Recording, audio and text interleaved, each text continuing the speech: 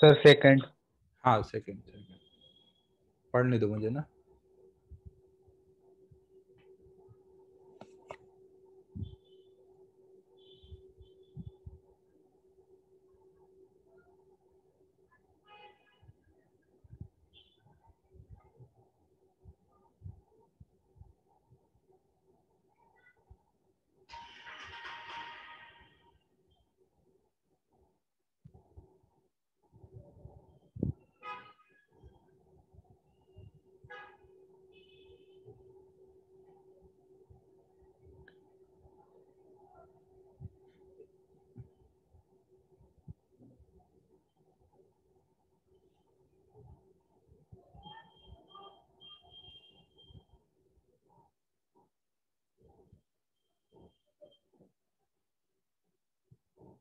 देखो सेकंड में ये बोला गया है कि कोई हमने मैग्नेट के बीच में,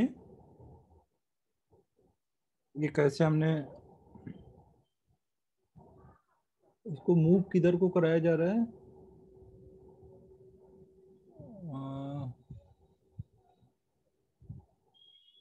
मूव किधर कराया गया है,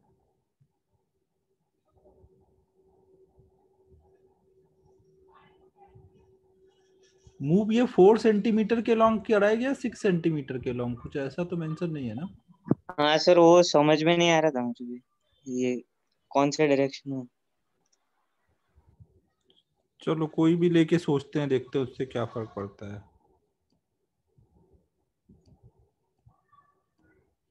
तो ऐसे हमने दो पोल के बीच में हमने कोई एक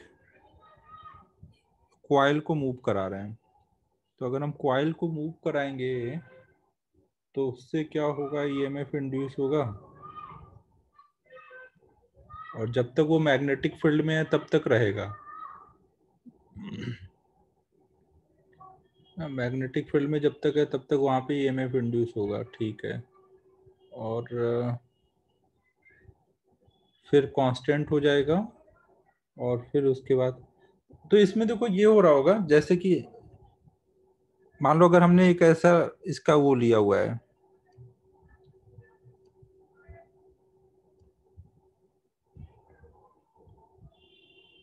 ऐसा कुछ लूप है, तो अगर मान लो ये ऐसे मूव कर रहा है, तो इसका जो ये मैग्नेट का ये वाला लेंथ होगा, उसके करस्पॉन्डिंग लेंथ ही इसका मैग्नेटिक फील्ड में होगा ना। हेलो। हाँ सर, वैसे ही गया मैंने। हाँ, तो वही करना है हमें। और पर सर वो डायरेक्शन के बिना कैसे सोचेंगे, मतलब दोनों से ट्राई करके आंसर कंफर्म करना पड़ेगा। बिना डायरेक्शन के तो सॉल्यूशन देखा हूं उन्होंने कैसे किया, इसमें डायरेक्शन लिया होगा कुछ तो। देखता हूँ, एक सेकंड।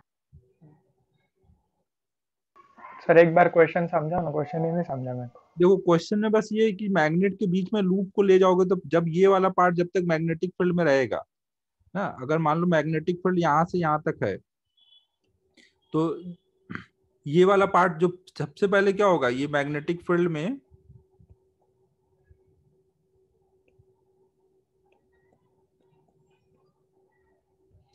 ना आपने ये ऐसे अंदर को एक लूप गया है ना, तो ये वाली साइड जब तक ये मैग्नेटिक फील्ड को क्रॉस करी होगी, जो अंदर को गई होगी, तो तब तक उसमें ईएमएफ इंड्यूस होगा ना। फिर उसके बाद खाली वाला पोर्शन आ जाएगा ना, जब ये वाला पूरा निकल के यहाँ आ जाएगा कहीं ऐसे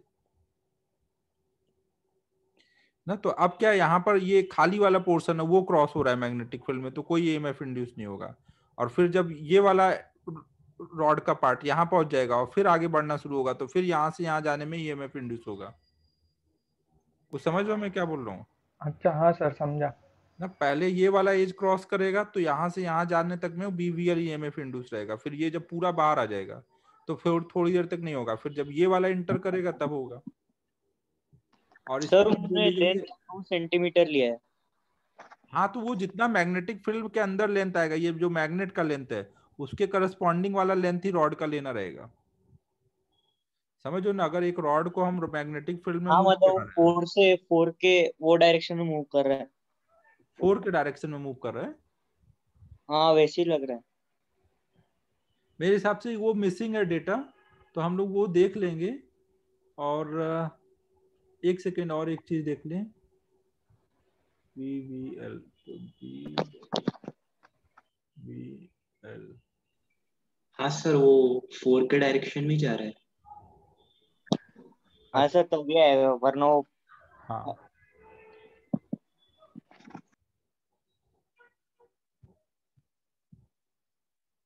तो फिर 4 के डायरेक्शन के अकॉर्डिंग मूव करा दो। अब मैग्नेटिक फील्ड की वैल्यू तो यहाँ डिटरमाइन करनी थी ना। अगर हमें मैग्नेटिक फील्ड नहीं पता है तो हम फिर EMF की वैल्यू कैसे लिखेंगे?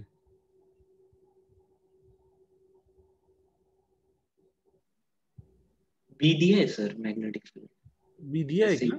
बी के टर्म में लिखना है। हाँ सर, वो बी के टर्म्स में अच्छा ईएमएफ अच्छा, की। वो बी मल्टीप्लाई है। ओके ओके ओके, मुझे लगा कि बी की वैल्यू नहीं है। ठीक है, फिर तो कर ही लोगे ना, फिर तो क्या ही है इसमें ना। BVL लगा दो और जितने पार्ट में मैग्नेटिक फील्ड होगी डॉट, उतने लेंथ को लोगे ना। हाँ सर, वो डायरेक्शन मिल गया तो हो जाता। हाँ ठीक है, तो देख लो डायरेक्शन सॉल्यूशन में देख के उस हिसाब से कर लो। नेक्स्ट बताओ। हाँ सर समझ गए। Fifth sir. फिफ्थ। हाँ sir, 5th।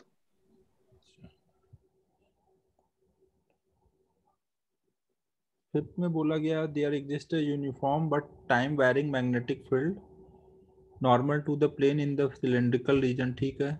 A rectangular conducting loop is placed as shown in figure. ठीक है। Induced EMF in the branches AB and BC are AB and BC.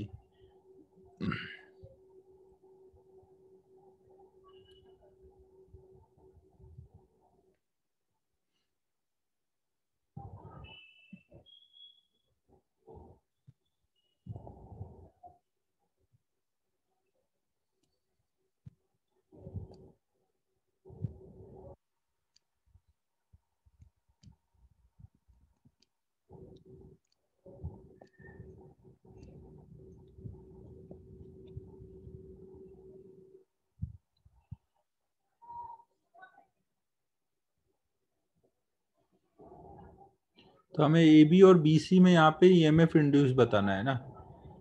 और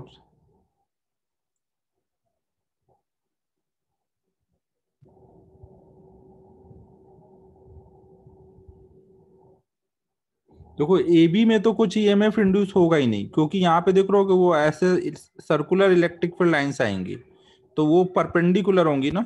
इलेक्ट्रिक फील्ड के परपेंडिकुलर चलोगे तो कोई पोटेंशियल डिफरेंस आएगा क्या? सर समझा। तो AB वाले पार्ट का तो 0 हो जाएगा। अब हमें हाँ BC वाले पार्ट का देखना है। तो BC वाले पार्ट का अगर वो पूरा मैग्नेटिक फील्ड के अंदर होता तो उसका तो मैंने करने का तरीका बताया था, फॉर्मूले से कर सकते हो। अगर पूरा अंदर नहीं है तो आप कैसे सोच सकते हो? फिर आप देखो ऐसे सोचो, अगर मैं मान लो इस पॉइंट को इससे मिला दूं ऐसे ना, अगर इस पार्ट को ऐसे मिला दूं तो इस लूप में जो EMF इंड्यूस होगा वो पूरा का पूरा EMF किस में इंड्यूस होगा? BC में इंड्यूस होगा ना, क्योंकि ये तो रेडियल लाइन है।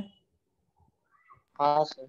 हाँ तो सर। इस हाँ लाइन सर। में तो कोई EMF इंड्यूस होगा नहीं, इसमें भी इंड्यूस नहीं है, तो इस लूप का EMF निकालो, इस ट्रायंगल का फ्लक्स लिखो, और उस ट्रायंगल में फ्लक्स केवल इतने पार्ट की वजह से आएगा ना, और उसको हाँ सर। डिफरेंशिएट कर दो तो उसका EMF आ गया, और वो EMF पूरा BC का ही होगा।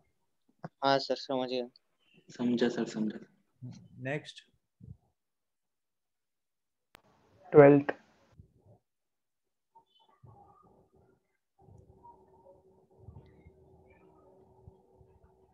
Sir 8th।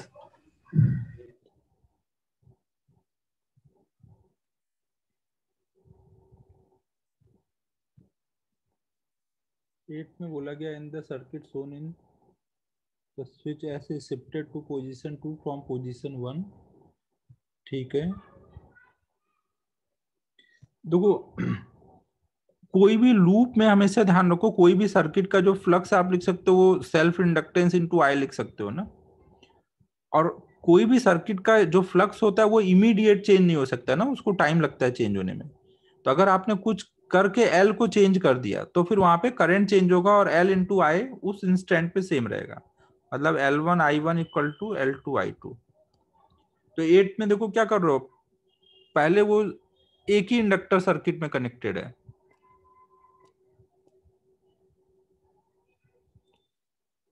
दूसरा वाला भी सर्किट के बाहर है।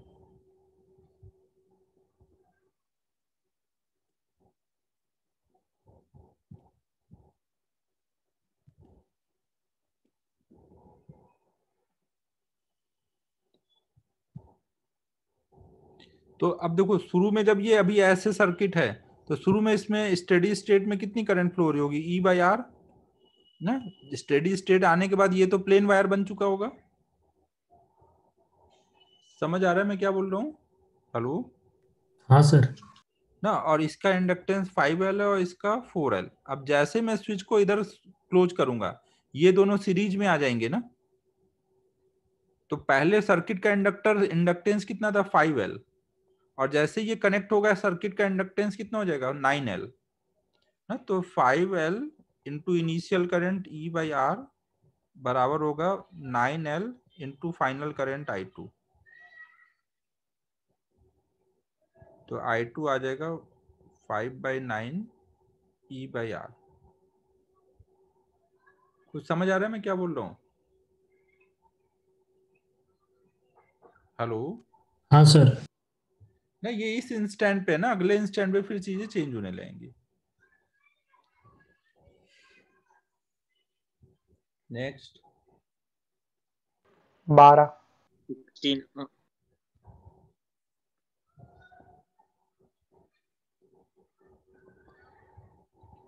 A perfectly conducting straight rigid rod of mass m and length L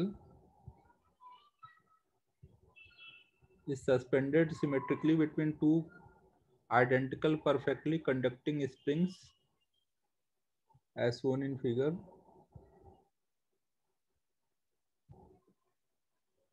Spring is stretched a distance x0 due to the weight of the wire.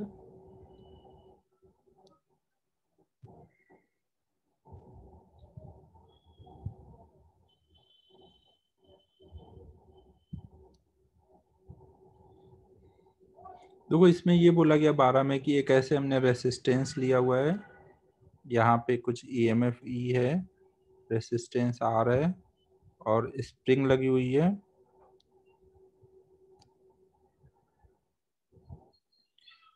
Resistor के अलावा और कहीं पे कोई हमें रेसिस्टेंस नहीं लेना है।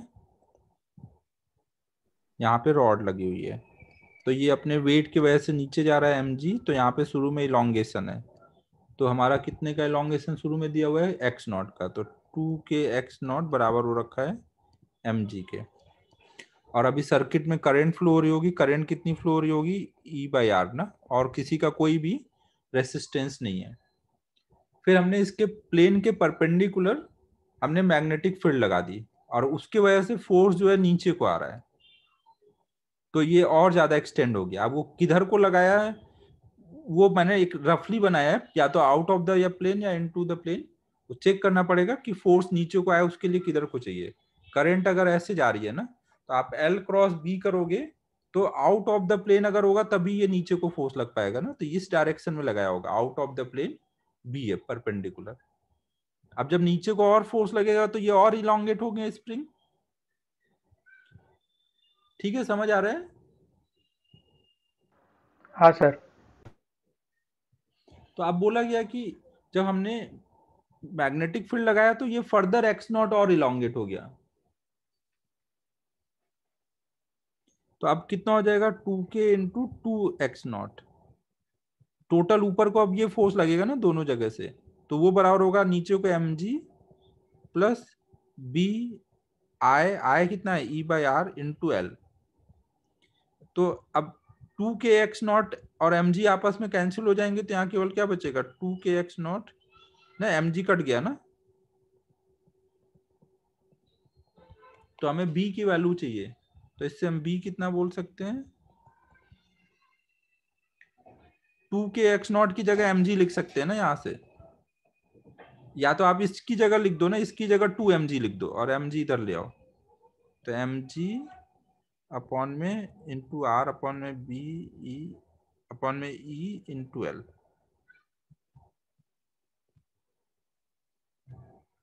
समझ आ रहा है? हाँ सर। और किधर को है? Out of the plane. हाँ सर, समझा। ठीक है, ये ऑप्शन मैच कर रहा है ना।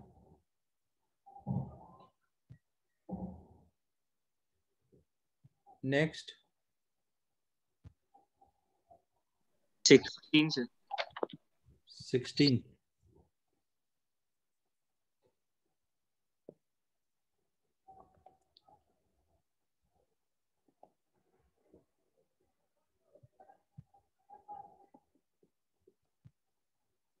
A solenoid of resistance R and inductance L has a battery connected as shown in figure. After an interval of long interval, a piece of soft iron is suddenly inserted so that the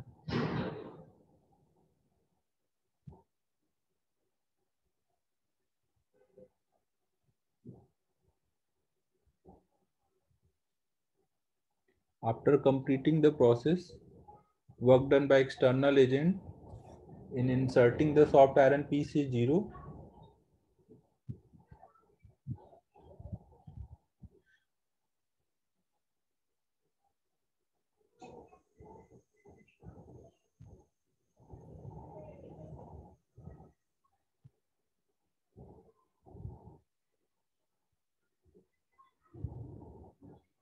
देखो ये फिर से वही question है कि हमारे पास एक inductor है, रेसिस्टेंस है, उसका रेसिस्टेंस अलग दिखा दिया ना, और आप इसमें कोई एक ऐसे आयरन का रॉड डाल दे रहे हो। आयरन का रॉड डालने से उसने बता दिया कि इंडक्टेंस एल से ईटा एल हो गया ना। अगर आप अचानक से इंडक्टेंस बढ़ा दोगे तो क्या सर्किट का फ्लक्स चेंज होगा नहीं सर। ना? तो अगर आपने ईटा बढ़ाया तो करंट कम हो जाएगी ना। और अगर ये रॉड आप रख रहोगे तो ये क्या करना चाह रहा होगा, ये इसको अंदर ले जाने को रोकेगा ना। हमेशा जो भी रीजन होता है उसका वो अपोज करता है ना इंड्यूस्ड ईएमएफ। हाँ सर, अब हो जाएगा, हो जाएगा। ठीक है, आगे नहीं करूं? नहीं मत करो, हो जाएगा। ठीक है, नेक्स्ट बताओ। 17th कौन सा? 17th 17th में देखो क्या है। A circular ring is fixed and one point of the ring is earth now. हमने एक रिंग लिया हुआ है और इसको हमने फिक्स रखा हुआ है और ग्राउंड से कनेक्ट किया हुआ है। एक चीज ध्यान रखो, अगर हमने कोई भी रिंग के एक पॉइंट को ग्राउंड से कनेक्ट किया तो इसके सर्किट के करंट में कोई इफेक्ट नहीं पड़ता, ये ध्यान रखना ना। करंट जीरो करंट रहेगा अगर क्या? जाएगी तो वापस आएगी कहाँ से ना। सर्किट क्लोज होगा तभी करंट फ्लो हो पाती है ना। हाँ सर। अब हमें बोला गया है a ring is fixed and one pointer, ठीक है। now a magnet is placed along the axis of the ring। Static है तो वो लास्ट स्टेटमेंट बोलो ना फिर से। क्या क्या बोल लो? वो लास्ट स्टेटमेंट रिपीट करो ना, अभी जैसे बोला। मैंने ये बोला कि अगर कोई भी सर्किट का, जैसे कोई भी एक सर्किट है, उसका मैं एक पाउंड ग्राउंड से अर्थ कर दूं तो इस सर्किट की करंट में कोई चेंजेस नहीं आ सकते, क्योंकि अगर करंट चेंज होगा इधर जाएगा तो फिर सर्किट कंप्लीट नहीं है ना, आएगा कहां से हाँ सर, समझो ना। जो लास्ट टाइम भी ये ग्राउंडिंग में हमने देखा हुआ है ना। अब हमने यहाँ पर एक मैग्नेट का बार लेके आ रहे हैं, नॉर्थ पोल साउथ पोल।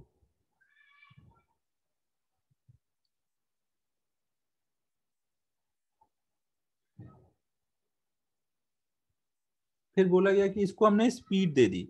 अब स्पीड दे दिए, एक बार झटके से स्पीड दे दी, तो अब ये जब इधर आएगा तो इसमें जो इंड्यूस करंट आएगी वो क्या करनी चाहिए, ये उसको अपोज करना चाहेगा ना। तो अगर नॉर्थ पोल पास आ रहा है, मैं इस साइड से देख रहा हूँ ना, इस साइड से देख रहा हूँ, तो इधर क्या दिखना चाहिए, नॉर्थ पोल दिखना चाहिए ना। मतलब हाँ करंट सर। ऐसे फ्लो नहीं दिखनी चाहिए ना, ऐसे करंट फ्लो हो रही होगी, इस साइड से देख रहे हैं तो तभी नॉर्थ पोल बनेगा, तो नॉर्थ पोल का अपोज हो पाएगा ना। हाँ समझ सर। लो, इस साइड के ऑब्जर्वर के रिस्पेक्ट में बनाया मैंने ये। हाँ सर। हाँ सर। तो अब वो इसको रोकना शुरू कर देगा, रोकना शुरू होगा और इसमें करंट फ्लो होने लग जाएगी। ये करंट का डायरेक्शन कौन सा हुआ, एन के लॉन्ग, मतलब एंटी क्लॉकवाइज करंट फ्लो हुई ना। हाँ सर।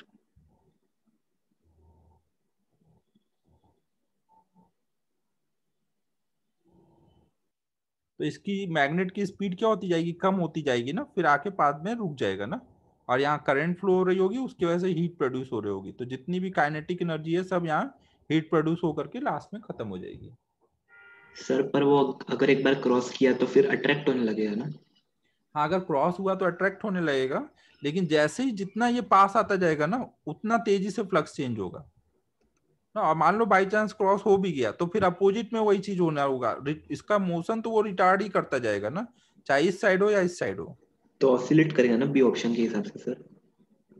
अरे भाई कहाँ ऑसिलेट हुआ, इसका पूरे टाइम पे इसके वेलोसिटी का एक्सेलरेट हुआ या रिटार्ड हुआ वो? रिटार्ड। अगर रिटार्ड हुआ तो कभी ना कभी रुक जाएगा, अब जैसे रुका अच्छा, उसी में कोई करंट फ्लो होगी हाँ सर, हाँ सर, समझा सर। ना। लगातार यहाँ पे क्या हो रहा है, v कम होता जा रहा है, v कम होता जा रहा होगा तो यहाँ की करंट भी कम होती जाएगी ना, सर अब समझा सर। ना, और लास्ट में यस जाके सर। रुक जाएगा, और यहाँ की करंट भी खत्म हो जाएगी ना, सारी काइनेटिक एनर्जी इलेक्ट्रिकल एनर्जी में कन्वर्ट हो जाएगी। तो ओके सर, समझा सर, डी होगा। हाँ, डी ऑप्शन होगा इसका।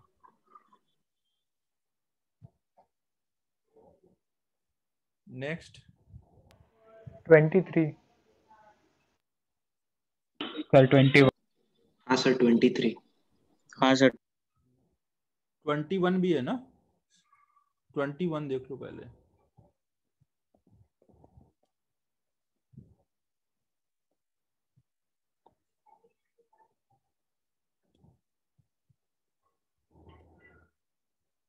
आज EMI का एक्सरसाइज 3 ट्राई करते हैं, हो जाए कंप्लीट। एसी का 3, एसी के 3 में तो कम ही होंगे या ज्यादा है? नहीं सर, बहुत दो कम है। तीन है। ठीक है, फिर तो दोनों ही कर लिए जाएंगे। मैथ में भी और कितना टाइम लगना है? अब तो सर और 3 हफ्ता, मतलब पूरा वीक ले रहे हैं ना लेक्चर।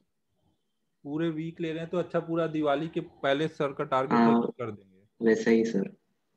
सर ने बोला कि अभी मतलब 3D हो जाएगा, फिर वो शायद डिटर्मिनेंट का वो यूट्यूब पे वीडियो बनाएंगे। इजी ना, मतलब छोटा टॉपिक है तो। हाँ वो तो छोटा है।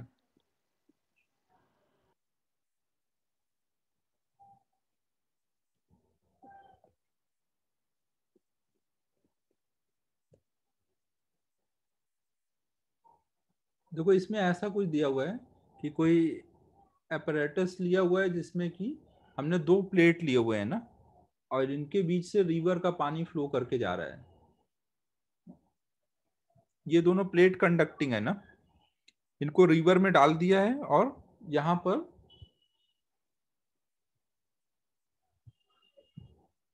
और वाटर जो यहाँ पे फ्लो करके जा रहा है वो v स्पीड से जा रहा है,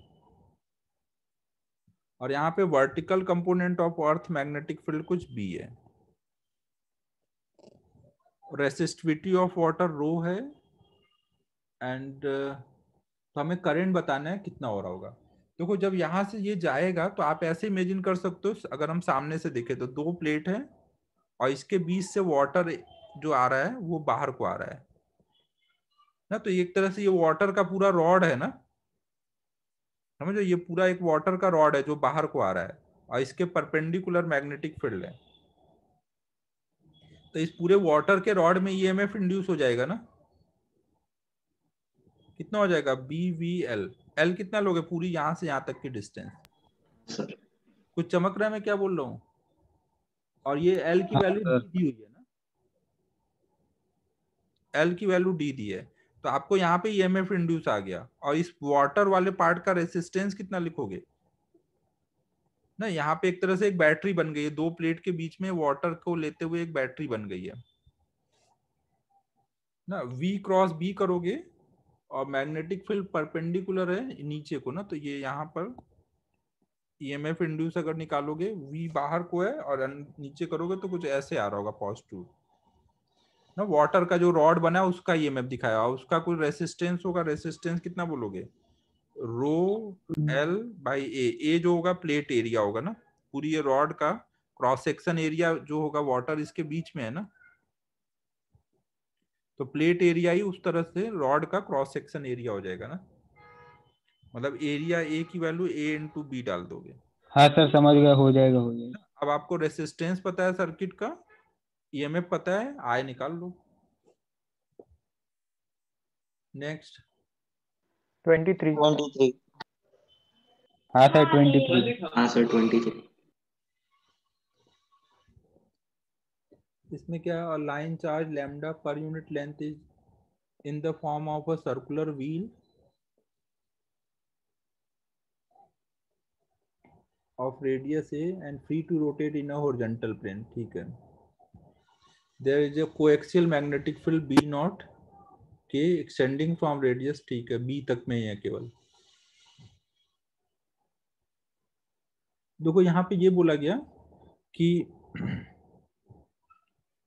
एक ऐसे हमने कोई व्हील ले लिया है और इसके अंदर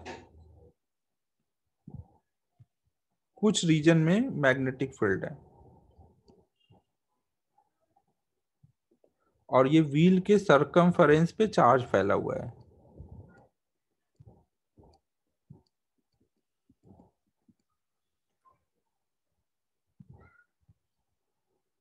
लीनियर चार्ज की वैल्यू लैम्डा दी हुई है और यहाँ पर बी रीजन में मैग्नेटिक फील्ड है, आउट ऑफ द प्लेन दिखाया है, कोई भी परपेंडिकुलर दिखा लो, और ये ए रेडियस का व्हील है.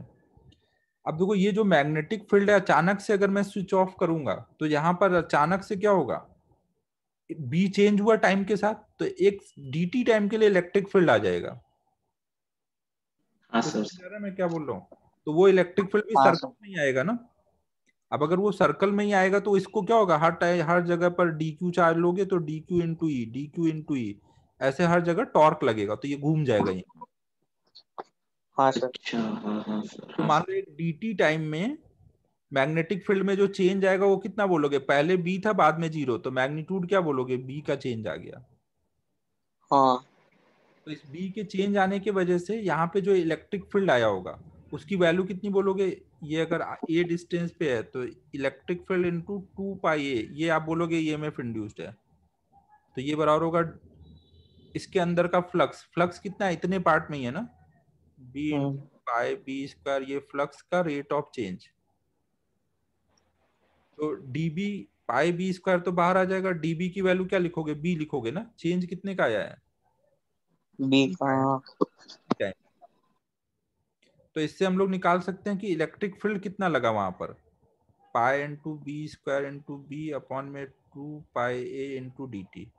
अब ये इलेक्ट्रिक फील्ड जो आया एक dt टाइम के लिए, उसके वजह से इस पे कितना टॉर्क लग गया, तो यहाँ पे एक dq चार्ज ले लो कोई भी एक जगह पर, तो इस dq चार्ज पे कितना फोर्स लगेगा, dq इंटू e, तो टॉर्क कितना हो जाएगा इंटू a ना, ये टॉर्क लगेगा. तो हाँ सर।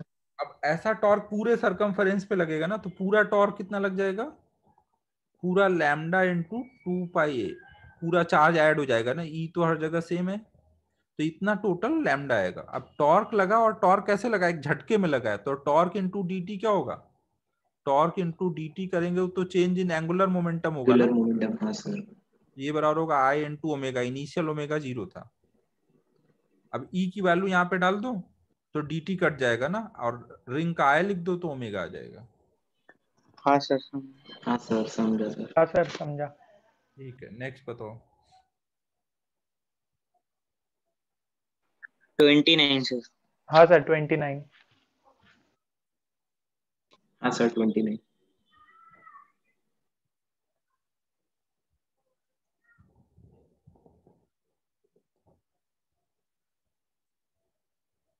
देखो कोई भी क्वेश्चन आए, जैसे ये क्वेश्चन था, तो क्वेश्चन पढ़ के तुरंत सॉल्व मत करने लग जाओ ना, पहले सोचो कि कॉन्सेप्ट क्या है, क्यों ये घूमा. एक बार वो आपने कॉन्सेप्ट पकड़ लिया तो बाकी कैलकुलेशन होगी वो आप सोच लोगे ना. सर पहला वही यही वही होता है सर। कि आपको ये सोचना है कि ये घूमा क्यों ना, ये मेन कॉन्सेप्ट है इस क्वेश्चन का. हाँ सर। हम लोग क्या करते हैं, नॉर्मली क्वेश्चन पढ़े तुरंत कुछ कुछ सॉल्विंग में लग जाते हैं, पहले कॉन्सेप्ट तो सोचो कि सोचना क्या है. हाँ A superconducting loop having an inductance L is kept in a magnetic field which is varying with time. ठीक है, if I is the total flux, total induced EMF E, then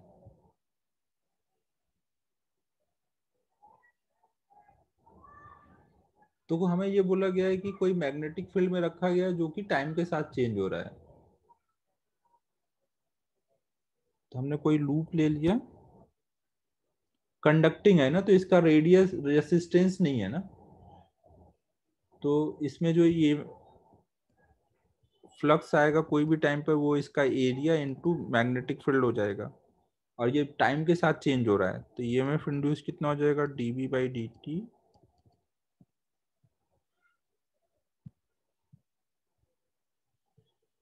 into ए। तो ये हमारा ईएमएफ इंड्यूस हो जाएगा। अब EMF induce इतना होगा लेकिन रेसिस्टेंस टेंडिंग टू जीरो है, तो यहाँ पे जो करंट आएगी वो क्या होगी, बहुत लार्ज वैल्यू ऑफ करंट होगी ना। हाँ अच्छा। अब लार्ज वैल्यू ऑफ करंट अगर आएगी, सर उसमें उन्होंने फाई कांस्टेंट हो, ए सी डी आंसर है उनका, A B C.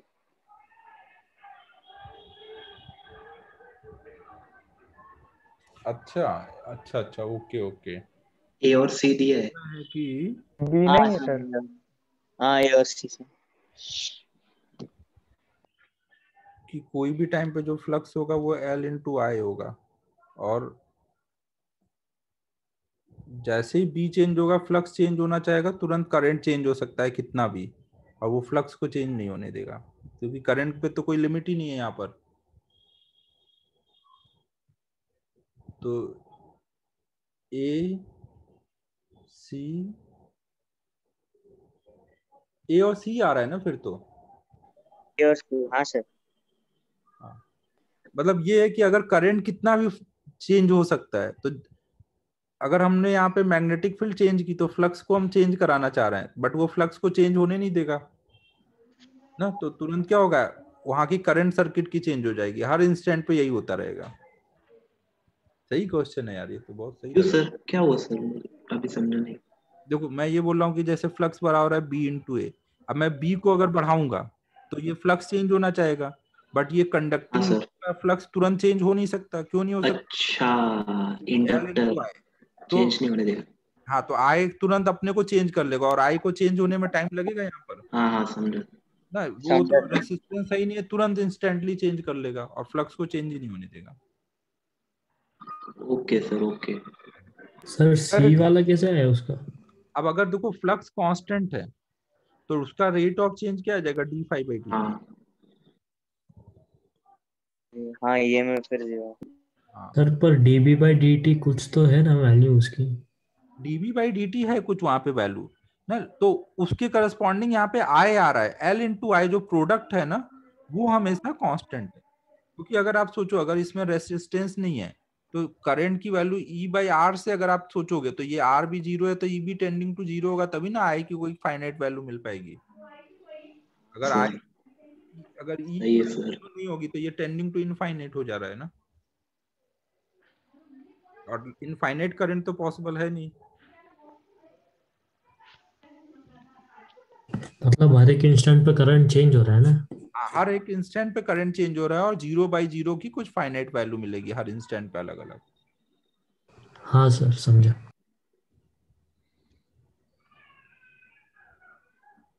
Next sir 31। 31।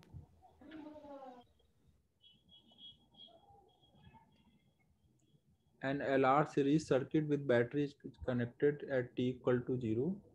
Which of the following quantities are 0 just after connection? LR circuit में जैसे ही हम बैटरी से सर्किट को कनेक्ट करेंगे तो शुरू में यहाँ पे क्या था, फ्लक्स कितना था, 0 था ना, तो बाद में भी फ्लक्स कितना रहेगा इसका, 0। और फ्लक्स 0 मतलब L इंटू आई, आई 0 था, तो मतलब वो तुरंत कनेक्ट करते आई भी क्या बना रहेगा, 0। Which of the following quantities are 0 just after connection। तो एक तो करंट हो गया सर्किट का, बी में magnetic field energy in the inductor, इसमें एनर्जी स्टोर्ड हाफ Li² होगी ना, तो अगर वो पहले आई पे डिपेंड करता है ना, अगर पहले वो 0 है तो बाद में भी 0 रहेगा। इंडक्टर की एनर्जी मतलब हाफ Li² ना, अगर I 0 है तो एनर्जी 0 है ना. हाँ sir. Power delivered by the battery. Power delivered में भी क्या आएगा, P equal to V into I ना. अगर I 0 है जस्ट आफ्टर कनेक्शन, तो पावर डिलीवर्ड भी क्या रहेगा उस इंस्टेंट पर, 0 ही रहेगा. इसका क्या आंसर दिया है, 0. हैं? बराबर है ए सर. बी सी है एबीसी सर. बराबर है सर. ठीक है. ईएमएफ इंड्यूस 0 नहीं होगा, क्योंकि ईएमएफ इंड्यूस क्या होगा, L into d i by d T. I 0 है लेकिन उसका रेट ऑफ चेंज 0 नहीं है. हाँ सर, रेट ऑफ चेंज नहीं. हाँ. Next. 39.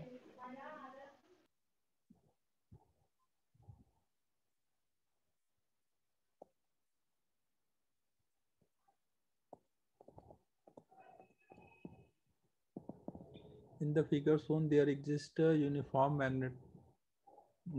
time varying magnetic field. ठीक है.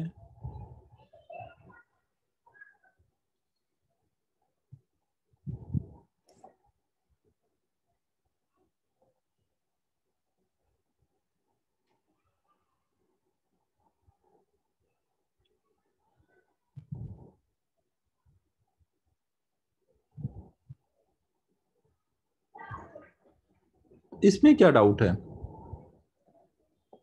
आपको, मैग्नेटिक फील्ड दिया है as a function of time, और इसमें एक हमने ऐसा ट्रायंगल ले लिया, और ये तीनों रॉड आइडेंटिकल दिए हैं ना, कुछ भी बताया नहीं है तो हम ये मानेंगे सब आइडेंटिकल हैं. तो अब इसके अंदर का आप टोटल फ्लक्स निकाल लोगे और डिफरेंशिएट कर दोगे तो ईएमएफ इंड्यूस आ जाएगा पूरे लूप का.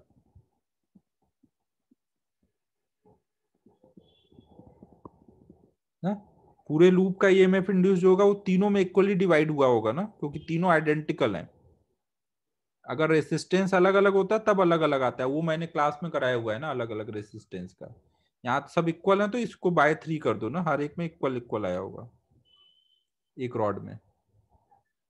तो समझ आ रहा है मैं क्या बोल रहा हाँ हूँ. सर समझ गया, हो जाएगा. नेक्स्ट. 40. हाँ सर 40 में. 2 मिनट में डाउट नहीं.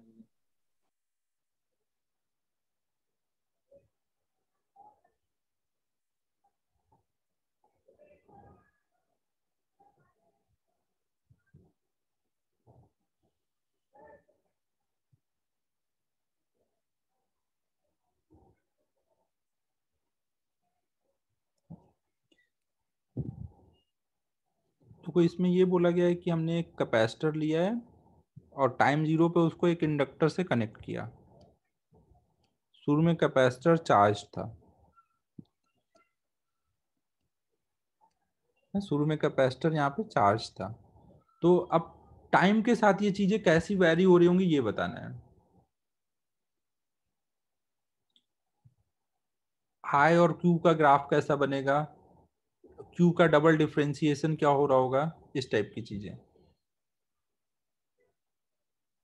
समझ आ रहा है मैं क्या बोल रहा हूँ. हाँ सर. तो देखो हमें ये पता है कि कोई भी इंस्टेंट पर जो भी टोटल, मान लो एक पे चार्ज Q है तो Q स्क्वायर बाई 2C और हाफ LI स्क्वायर, कोई भी टाइम पे करंट, इन दोनों का सम हमेशा क्या रहेगा, कांस्टेंट रहेगा, Q not square by 2C. तो अगर मुझे Q स्क्वायर और I स्क्वायर के बीच में, Q और I के बीच में ग्राफ ड्रॉ करना रहे तो ये कांस्टेंट है ना, इसको इधर ले आऊंगा डिवाइड वगैरह करूंगा तो I और Q का ग्राफ कैसा बनेगा, एलिप्स. एलिप्स बन जाएगा. तो C ऑप्शन एक आ जाएगा. फिर हमें Q का डबल डिफरेंशिएशन लेना है और उसको लॉग लेकर के उस चीज को देखना है कि ग्राफ कैसा बनेगा ना, Q का डबल डिफरेंशिएशन. सर वो इलिप्स का क्या बोला, फिर से बोला ना. अबे यार, अगर कोई भी कांस्टेंट समथिंग इस टाइप का आ रहा है कुछ लिखा हुआ, तो ये इलिप्स को ही रिप्रेजेंट करेगा ना. यहाँ पे देख, इस Q का ग्राफ बनाना है और I का ग्राफ बनाना है, ये सब कांस्टेंट है ना, इसको भी नीचे ले आओ. तो Q और I का ग्राफ कैसा हाँ बनेगा, सर समझ गया. अब नेक्स्ट देखो हमें बताना है D q by d T, उसका डबल डिफरेंशिएशन, मतलब क्यू का 2 बार डिफरेंशिएशन मतलब आई का 1 बार डिफरेंशिएशन ना। तो यहाँ पर आप एक बार पूरे इक्वेशन को डिफरेंशिएट कर दो विथ रिस्पेक्ट टू टाइम, तो ये क्या हो जाएगा, और यहाँ पे अभी डिफरेंशिएट करोगे तो क्या आ जाएगा, d q by d t into 2q by C plus half L 2i into d i by d t, ये बराबर कांस्टेंट। अब q की वैल्यू अभी हमें नहीं पता बढ़ रही है कम हो रही है, तो अभी हम बस उसको dq बाई dt को i लिख देते हैं, जो होगा खुद से हो जाएगा ना। i से i को हमने कट कर दिया, तो अब ये कितना आ जाएगा, 2 से 2 को कट कर दिया, l से डिवाइड कर देते हैं, तो ये आ जाएगा dq by dt 2 plus, sir d i by d t d two q by d t two रहेगा ना। हाँ वो लिख हाँ दिया ये ना। डिफरेंशियल इक्वेशन है सचिन। वही। हाँ सर समझा। अब अगर हम लोग d2q बाई dt2 को एक साइड कर लें और बराबर कर लें minus q by L C, अब इसमें दोनों साइड में लॉग लेना है, तो इसका मतलब आपको यहाँ पर पे इसका मैग्नीट्यूड को रिलेट करना होगा ना, क्योंकि माइनस टर्म का लॉग नहीं ले सकते ना। तो इसका मतलब हुआ लॉग अगर हम लेते हैं, लॉग का ग्राफ, पॉसिबल ही नहीं होगा ना सर। तो पॉसिबल ही नहीं होगा यार। देखो क्या दिया आंसर इसमें, सी है सर सिर्फ। सिर्फ सी है ना। हाँ ठीक है ठीक है, सही है। नेक्स्ट,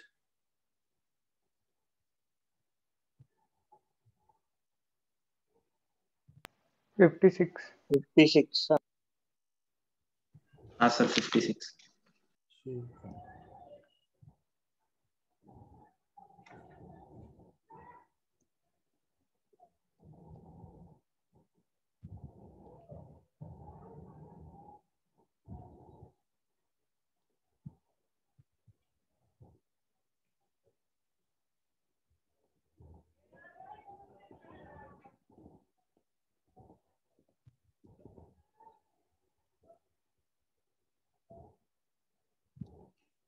ये रिंग ले लिया हमने, और ये अपने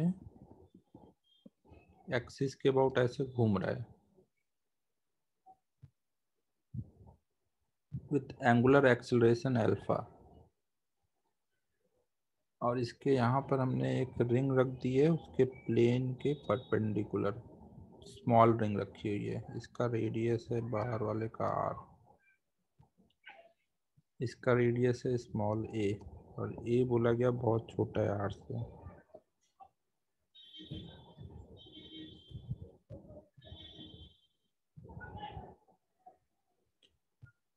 तो अब देखो आपको ये बताना है कि इसमें कितनी ईएमएफ इंड्यूस होगी। ईएमएफ इंड्यूस आ जाएगा तो इसका रेसिस्टेंस दिया है ना छोटे वाले लूप का, तो आप उसमें करंट निकाल सकते हो ना। ये वाले के प्लेन के परपेंडिकुलर यहाँ पे एक लूप रखा हुआ है, ठीक है, समझ आ रहा है क्या बोल रहा हूँ। हाँ सर। हाँ अब जो सर। जब घूमेगा तो यहाँ पे ऐसे बहुत सारे करंट कैरिंग ऐसे लूप्स बन रहे हैं। यहाँ पे एक तरह से ये डीक्यू चार्ज है जो कि ऐसे सर्कुलर पाथ पे घूम रहा है ना, ऐसे घूम रहा है, तो ये अंदर को जा रहा है, ये बाहर को आ रहा है, तो ऐसे करंट कैरिंग लूप्स फॉर्म हो गए हैं बहुत सारे ना। हाँ सर। तो अब हर एक सर लूप ऐसे कैसे लूप बन गए पर? जैसे वो तो एक चार्ज दो यहाँ, पॉइंट ही है ना पर ऑपोजिट में। हाँ 2 पॉइंट चार्ज है, उनको अगर मैं सर्कल में घुमाने लग जाऊं तो करंट कैरिंग लूप बनने लग जाएगा ना। अगर मान लो एक चार्ज, अच्छा अच्छा अच्छा ठीक है सर समझा। बन जाएगा बन जाएगा। तो अब इसके करंट कैरिंग लूप की वजह से यहाँ पे एक रिंग रखी है, तो वहां पे आप बी निकाल सकते हो कितना जा रहा है इससे बी, तो बी इंटू, अब ये पूरा बी हाँ निकाल, सर अभी हो जाएगा वो, पूरा फिर इंटीग्रेट, इंटीग्रेट। और इंटीग्रेट करने के अलावा तो और कोई तो ऑप्शन दिख नहीं रहा है अगर घूमेगा। तो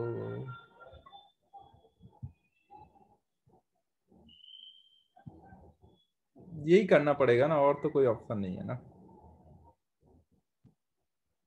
ठीक है, समझ जाओ। सॉल्व करूं आगे या कर लोगे अब?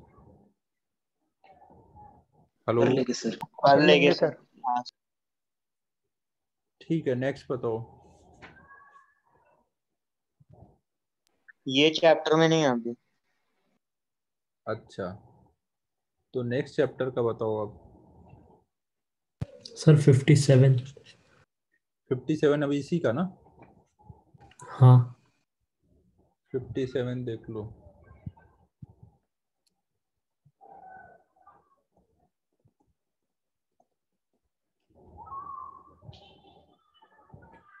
Two parallel conducting rails are connected to a source of EMF V and internal resistance R.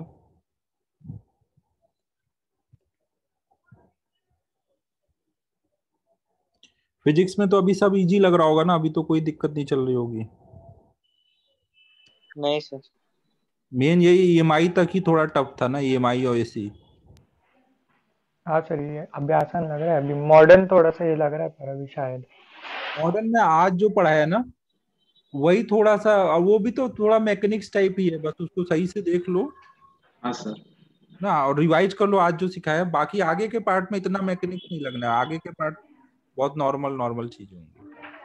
हाँ हाँ सर। अभी रिवाइज नहीं किया होगा ना आज जो पढ़ा है वो? नहीं सर, नहीं अब सर, आज अब तक तो रिवाइज कर क्लास। लो। अब तक तो क्लास था सर। हाँ, इसीलिए ना रिवाइज कर लो, अच्छे से हो जाएगा। सर कर लेंगे सर। अभी तुम लोग का वर्कलोड बहुत बढ़ गया है। सर, वो मॉडर्न एनसीईआरटी में एचसीयू में कौन से में अच्छा है पढ़ने के लिए? तुम्हें कुछ पढ़ना नहीं है, जो मैं पढ़ा रहा हूँ बस वो हाँ अच्छे। सर, आपके ही नोट्स ना।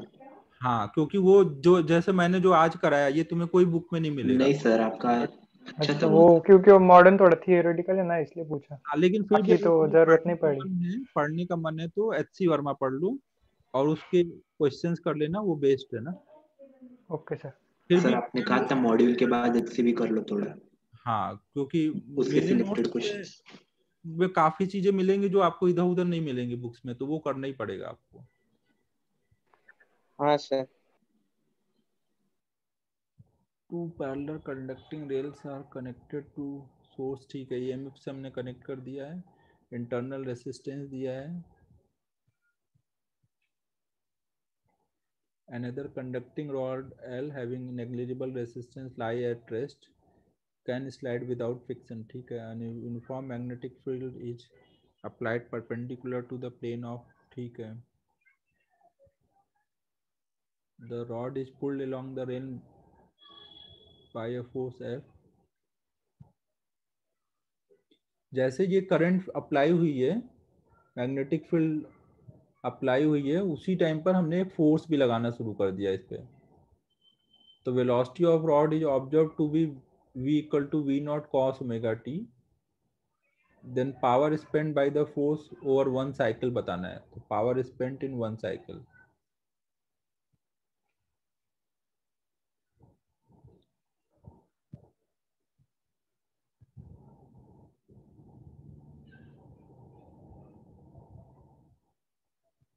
ये इधर को फोर्स लगा रहे हैं, और वेलोसिटी आ रही है v इक्वल टू कुछ v naught cos omega t। तो वेलोसिटी लगातार चेंज हो रही है, तो कोई भी टाइम पे अगर हम यहाँ पे आगे को फोर्स लग रहा है, पीछे को लग रहा होगा, करंट ऐसे आ रही होगी, तो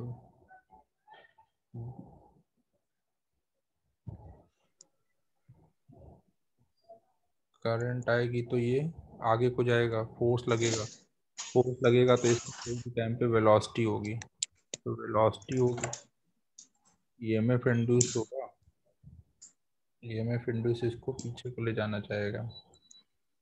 कोई भी टाइम पे हम सर्किट में करंट कितनी बोल सकते हैं,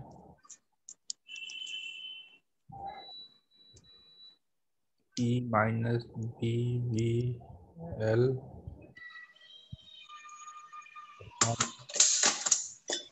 कोई भी टाइम पे करंट होगी तो करंट इंटू BIL, ये फोर्स हो गया, टोटल फोर्स हो गया, टोटल फोर्स बराबर हो जाता है M इंटू मतलब dV/dt।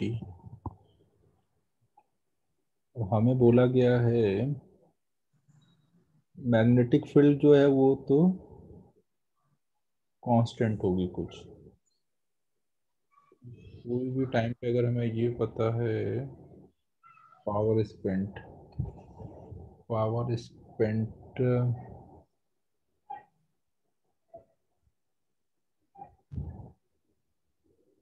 एक मिनट रुकना ना।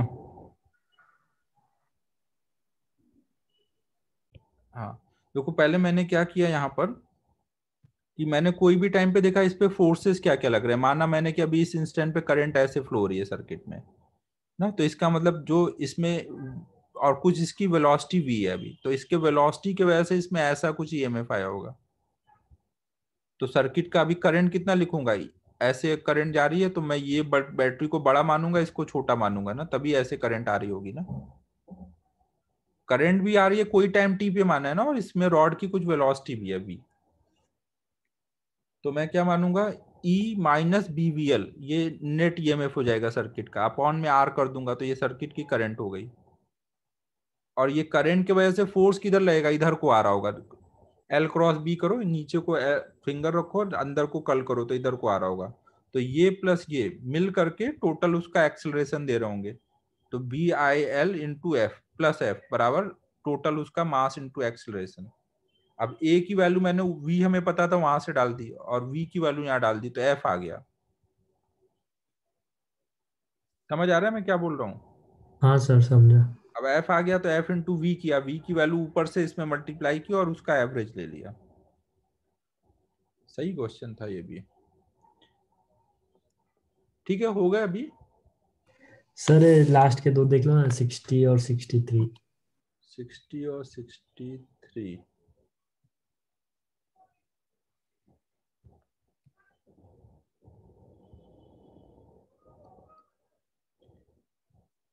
In the arrangement shown, the switch S can be thrown to position A and B।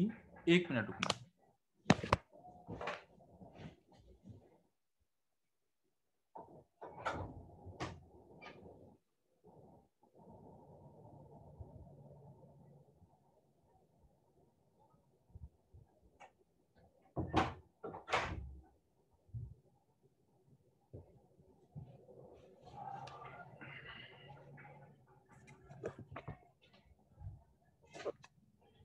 In the arrangement shown by the switch, S can be thrown to position A and B.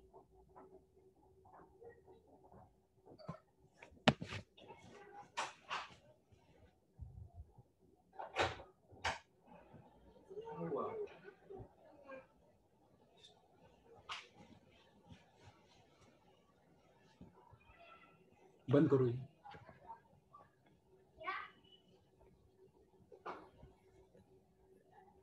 देखो इसमें क्या बोला जा रहा है,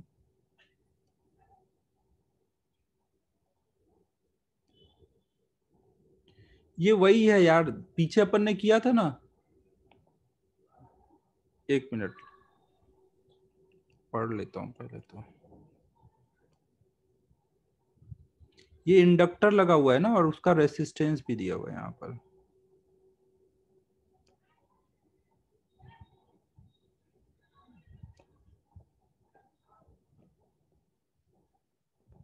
The arrangement shown, the switch S can be thrown to position A to B, ठीक है।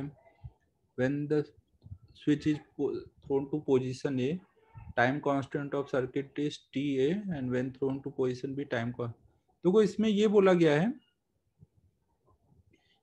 इसका इंडक्टेंस L है, इसका इंडक्टेंस 2L है, इसका रेसिस्टेंस 2R और इसका रेसिस्टेंस भी दिया है। तो मतलब आप इसके इंडक्टेंस के अलावा अलग से रेसिस्टेंस दिखा लो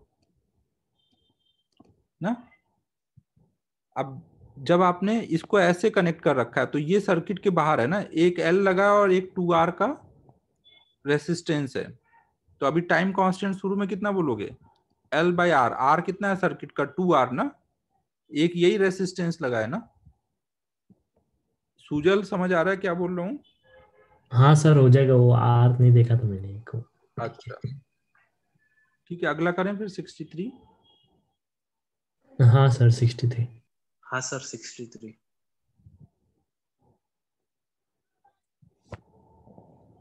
Two capacitors of capacitance 2C and C are connected in series with an inductor of inductance L.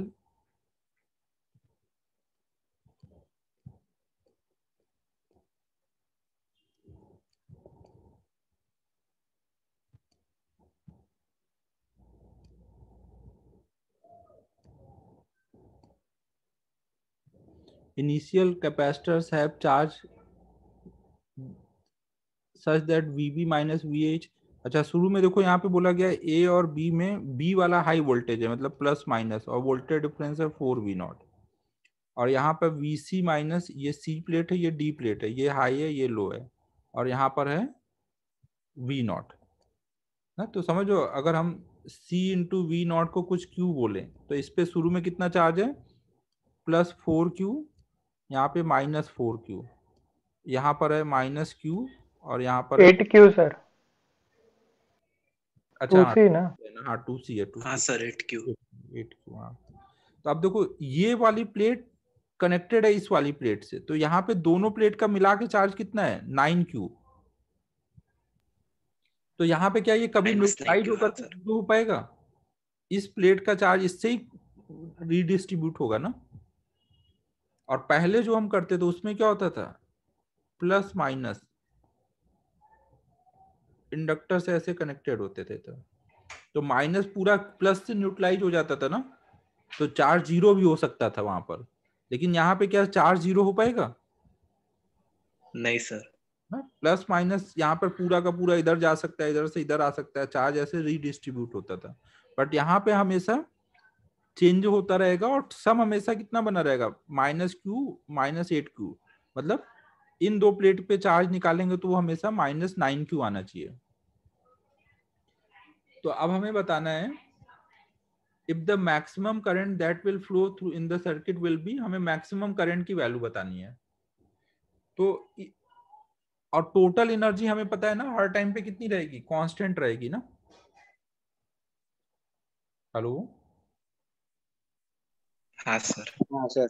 हम लोग अब देखो मान लेते हैं कि कोई टाइम पे मान लो यहाँ पर है कुछ Q चार्ज, मतलब इस प्लेट पे -Q, इस पे +Q, स्मॉल Q चार्ज है कैपेसिटर का।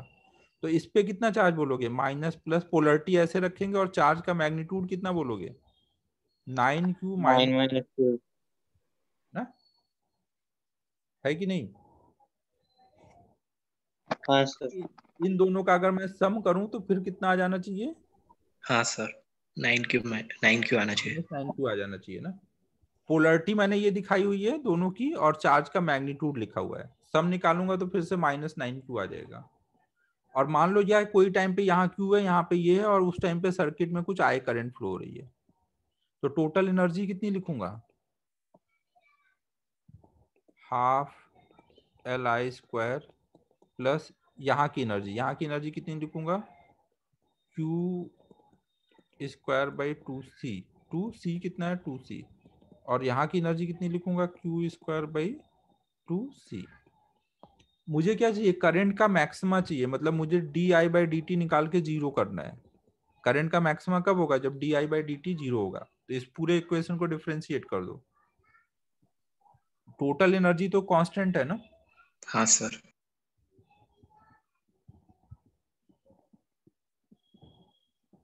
इसको डिफरेंशिएट करो, जहां जहां पे dq/dt होगा वो i हो जाएगा ना, और di/dt को जीरो डाल दोगे तो उसी से हमारे i की मैक्सिमम वैल्यू आ जाएगी। करूं अब आगे, इसी इक्वेशन से सॉल्व होके पूरा आ जाएगा ना। इसको हो जीरो जाएगा डालो, सर, हो जाएगा सर। टाइम पे जो i का टर्म आएगा वही मैक्सिमा होगा। हाँ सर। हाँ सर थैंक यू सर, हो जाएगा। ठीक है, तो हो गया। अब ये माई कंप्लीट हो गया ना। हाँ सर। एसी आज ही ले रहे हो ना?